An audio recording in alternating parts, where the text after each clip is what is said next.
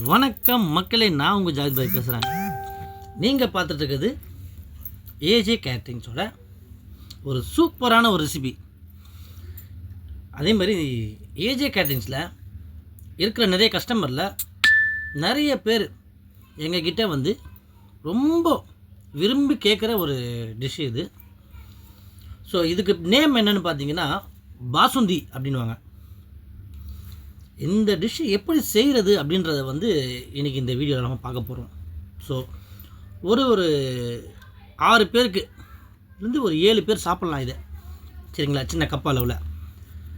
So இது எவ்வளோ தேவை அப்படின்னு பார்த்தீங்கன்னா 1 லிட்டர் பால் தேவை. அந்த 1 லிட்டர் பாலை வந்து ஒரு பேனில் ஊற்றிங்க. அந்த பாலை பேனில் ஊற்றுறதுக்கு முன்னாடி கொஞ்சம் தண்ணி ஊற்றி அந்த தண்ணியை கொதிக்க வச்சு கீழே ஊற்றிடுங்க. கீழே ஊற்றிட்டு அதுக்கப்புறமா பால் காசுங்க. ஸோ ஏன் இது பண்ணணும் எதுக்காகனா பால் வந்து தெரிச்சிடும். பேன் சுத்தமாக தான் இருக்கும். நீங்கள் கேட்கலாம், பேன் சுத்தமாக தான் இருக்கும், எதுக்கு இருக்கும்? இருந்தாலும் ஒரு சேஃப்டி தான். ஏன்னா 1 லிட்டர் பால் வீணாகிடும் இல்லையா, அதுக்காக சொல்கிறேன். முதல்ல அந்த பாலை ஊற்றி நல்லா கொதிக்க விடுங்க, சரிங்களா. ஸோ எந்த அளவுக்கு கொதிக்க வைக்கணும் அப்படின்னு பார்த்தீங்கன்னா 1 லிட்டர் பால் அது கொதித்து ஒரு 1/2 லிட்டர் ஆகிடணும், சரிங்களா. 1 லிட்டர் பால் ஊற்றுனீங்கன்னா அது 1/2 லிட்டர் பால் ஆகிடணும். ஸோ அந்த அளவுக்கு நல்லா சுண்ட காசணும். ஸோ இப்போ பார்த்தீங்கன்னா பால் வந்து நல்லா கொதிச்சுட்ருக்கு. இது ஒரு 50% தான் கொதிச்சிருக்கு. இன்னொரு 50% நல்லா கொதிக்கணும்.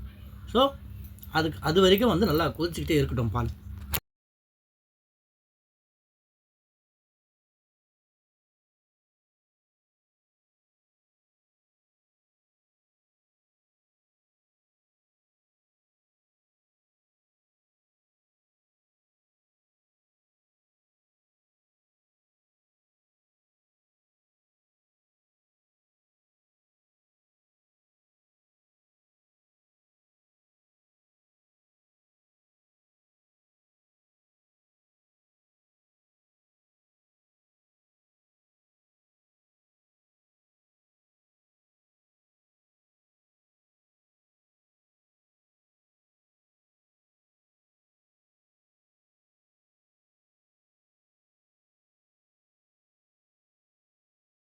ஸோ இப்போ பால் பார்த்தீங்கன்னா நல்லா கொதிச்சிருச்சு. இப்போ என்ன பண்ணலாம் அப்படின்னா ஒரு 4 ஏலக்காய் நல்லா அரைச்சிக்குங்க. அந்த ஏலக்காவை வந்து நீங்கள் அரைச்சும் போட்டுக்கலாம், இல்லைன்னா இடிச்சும் போட்டுக்கலாம், சரிங்களா. நீங்கள் இடித்து போட்டிங்கன்னா அதில் ஏலக்காய் 1-2 தெரியும். சாப்பிடும்போது கொஞ்சம் முழுசாக வாயில் படும். உங்களுக்கு வந்து மைண்ட் டிஸ்டர்ப் ஆகலாம் அந்த ஃப்ளேவர்னால். ஸோ வந்து நீங்கள் அரைச்சி போட்டிங்கன்னா பெஸ்ட்டு.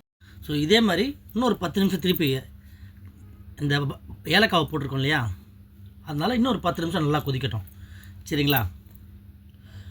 அதேமாதிரி லோ ஃப்ளேம்லேயும் இருக்கக்கூடாது, ஹை ஃப்ளேம்லேயும் இருக்கக்கூடாது.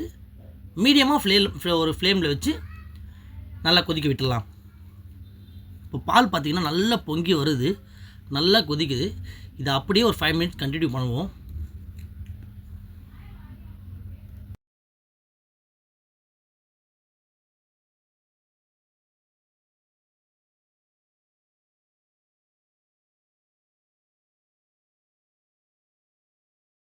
இப்போ நம்ம எதிர்பார்க்குற அளவுக்கு ஒரு 60% வரைக்கும் வந்துருச்சு. 60-70% ரெடி ஆகிடுச்சு. ஸோ இந்த நேரத்தில் என்ன பண்ணுங்கள், ஜாஃப்ரானை ஆட் பண்ணிடுங்க, அதாவது குங்குமப்பூ, சரிங்களா. அதை வந்து கொஞ்சம் தாராளமாகவே யூஸ் பண்ணுங்கள், நல்லாயிருக்கும். ஃப்ளேவரும் சரி, அந்த கலர் வைஸும் சரி, சூப்பராக வரும் உங்களுக்கு.